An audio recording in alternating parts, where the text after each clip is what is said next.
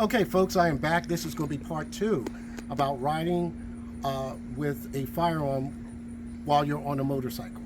So, the earlier video, I have mentioned about riding a motorcycle with a firearm, and I went on to talk about how you can carry your firearm, whether it's appendix or whatnot, and the reason why I do it. First of all, let's get over with the disclaimers for YouTube's sake. Number one, you have to follow your motorcycle vehicle codes and your state laws for vehicle transportation. Also, you will have to follow your firearms laws as well. And also for YouTube's sake, this is for entertainment purposes only. And let us start with this. When I did the earlier video, we're going to talk about how to defend yourself on a motorcycle.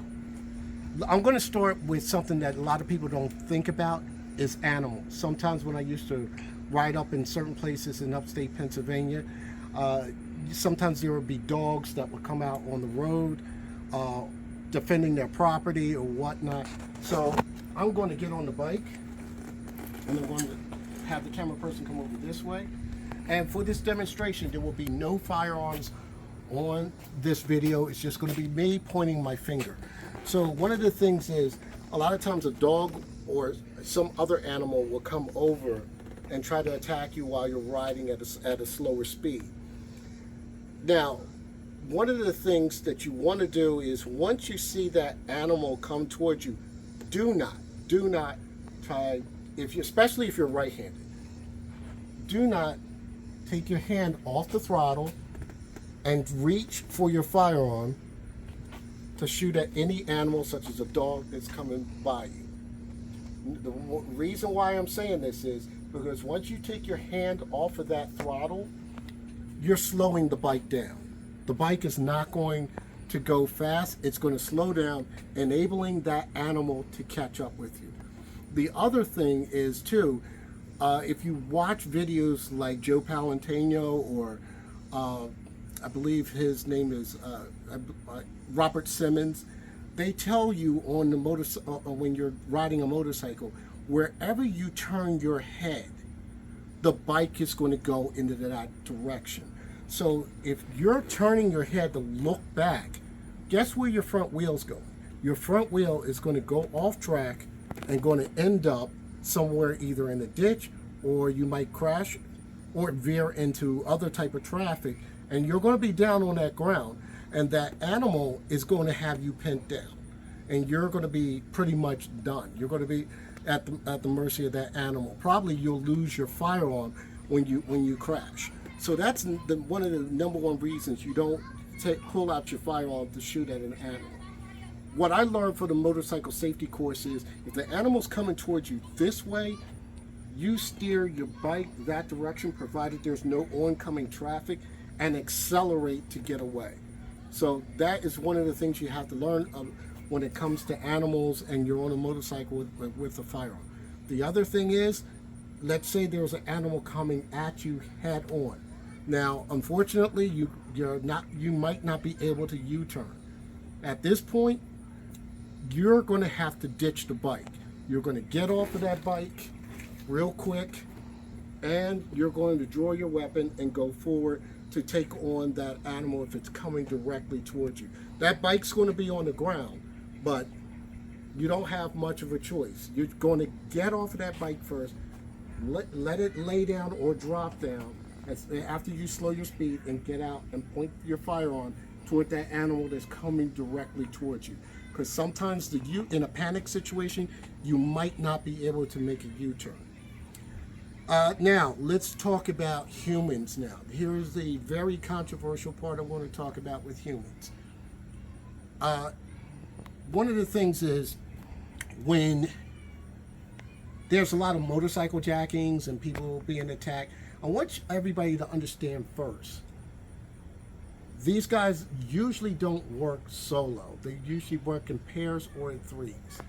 What will happen is, a guy will be either in a van or some other type of vehicle. They'll see you as a solo rider, and next thing you know, the vehicle either cut you off or be right next to you, And what will happen is one person's going to come out with a firearm, and the other two are going to be his assistants, and they're going to pretty much have you at a disadvantage and take your motorcycle. I want to express clearly, you have the right to defend your property, but you need to be very, very careful in doing that. So my advice to you is let the bike go. Let it go. You have insurance and whatnot. Let it go. Because I'm going to show you what would be a problem. I'm going to run over here real quick.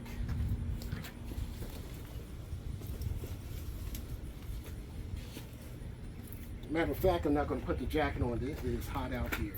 So what I'm going to do is I'm going to put this helmet on. Particularly if you have a full face helmet, what's going to happen is when you close this down, and you might not be able to hear me clearly, but when you have a full face helmet on, like I said, these attackers are going to come, one's going to come this way. Always assume that there are two other attackers with you. If you have the full face helmet on, or any other helmet for that matter, your peripheral vision on both sides are going to be gone. You're not going to see clearly, especially with full face. I can only see about maybe this far, but I can't see over here. I can only clearly see this side. If it's an open face helmet, I still had the same problem with this particular style helmet. And I believe on other helmets, you're going to have that issue too. So when someone is going, always expect them to be in pairs. This is what I think you should do. Give up the bike. Don't make it easy for them, but give up the bike. What I want you to do is basically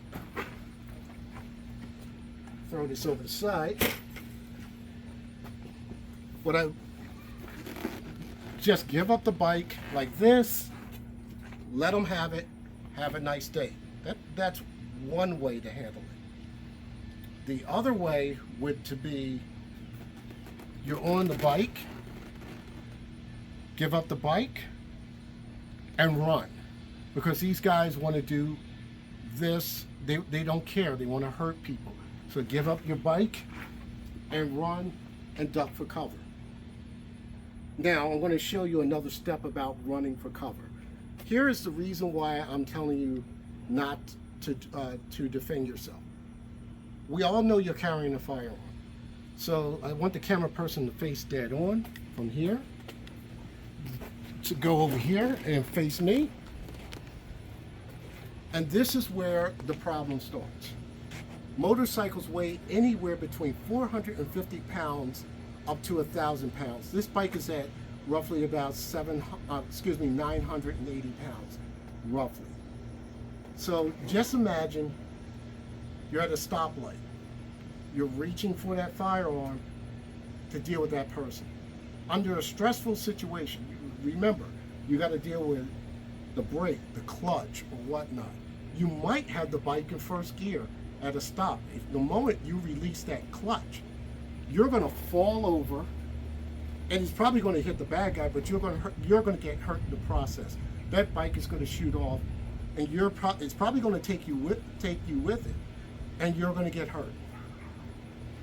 The option also is, because being under a stressful situation, you pulling that firearm out, the weight of this bike is going to go one of two ways. That's if you have it in neutral. It's either going to go to the left or the right. It's going to fall over one way or another. Your leg strength under stress is not going to be able for you to control that bike and shoot at your target. Not to mention, you might have two other people there.